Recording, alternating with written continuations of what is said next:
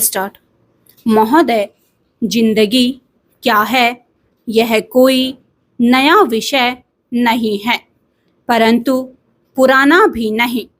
जीवन की समस्त परिभाषाएं दी गई, जैसे कि जीवन संघर्ष है, जुआ है, खेल है इत्यादि। वास्तव में ये सारी परिभाषाएं व्यक्तिगत अनुभव के आधार पर दी गई हैं। परिभाषित किया जा सकता है क्योंकि जीवन इतना छोटा नहीं है और हर व्यक्ति का जीवन अपना एक अलग अस्तित्व रखता है, जिसमें उसकी अपनी अनुभव की छाप होती है। जीवन पैदा होने से लेकर मृत्यु के बाद तक के संस्कारों सहित किए गए या घटित हुए सभी क्रियाकलापों का नाम है, जहाँ सुख दुख, प्यार नफरत, कर्तव्य, अच्छा बुरा, हंसना रोना आदि सभी कुछ जुड़ा होता है। जीवन जीने के तरीके भी सबके अलग अलग हैं, जहाँ असंख्य लोग पैदा होने से लेकर मरने तक रहते हैं और मरने के पश्चात अधिकतर लोगों का तो कोई अस्तित्व ही नहीं रह जाता, जबकि वहीं कुछ लोग अपने को मील का पत्थर बना जाते हैं।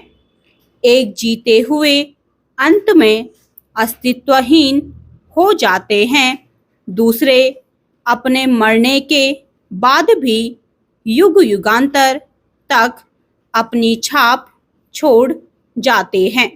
तो क्या दोनों का जीवन एक सा कहेंगे? नहीं।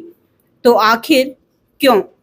दोनों पैदा तो एक ही तरह हुए और प्राण निकलने से ही मृत घोषित हुए। वास्तव में जीवन की परिभाषा उतनी महत्वपूर्ण नहीं है जितनी कि उसके जीने के ढंग। व्यक्ति के जीने का ढंग ही उसके जीने की परिभाषा है। विषय कितना भी व्यापक क्यों ना हो, उसे वर्गों में बांटकर उस पर विचार करें तो निष्कर्ष पर पहुंचना सरल हो जाता है। हर मनुष्य अपने ढंग से जीवन व्यतीत करता है और यही ढंग उसके जीवन को परिभाषित करता है। यह परिभाषा ही उसके जीवन के साथ साथ उसके चरित्र विचार को इंगित करती है। अर्थात जितने तरह के व्यक्ति होते हैं, उतने ही तरह के जीवन की परिभाषा है। व्यक्तियों के आंतरिक अंकन किए जाए तो आमतौर पर 4 वर्गों में विभक्त किया जा सकता है।